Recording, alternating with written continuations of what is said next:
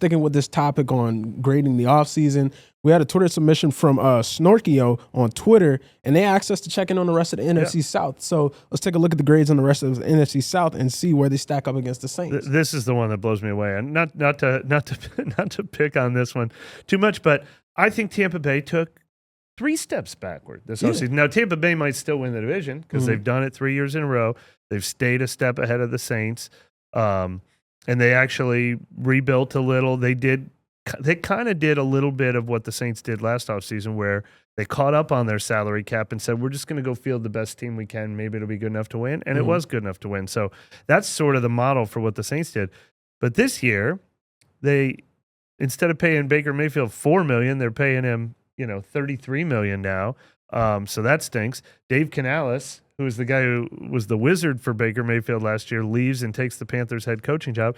They lose Devin White, who is, one of their 2 or 3 best players. Ryan Jensen, their best offensive lineman, retires. They lost Shaq Barrett. I think they lost a couple other guys that were helping. And they got a B on this list. I feel like, and they had to pay Antoine Winfield to keep him. They had to pay Mike Evans, an older player, to keep him.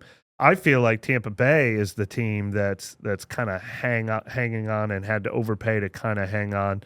I feel like they had a worse offseason than the Saints, but Atlanta obviously had they've got a young nucleus. They needed a new head coach, got a new head coach, needed a new offensive system, got a new offensive system, needed a quarterback, got 2 in Kirk Cousins, and drafting Michael Penix Jr.